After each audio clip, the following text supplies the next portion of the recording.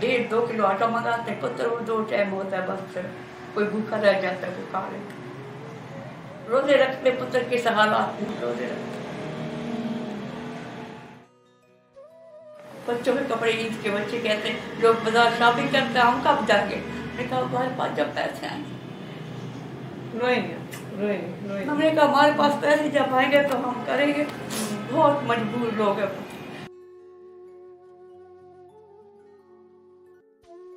मकान का किराया 10,000 है पुत्र, वो भी 1 महीने नहीं देते तो 10 दिन गुजरते वो ताला लगा देते।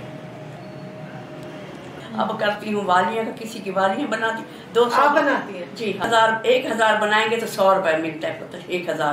इतनी मेहनत। मैं कहती कुछ मैं करूँ, कुछ दामाद करे तो कोई गाड़ी हमारी इस तरह चले।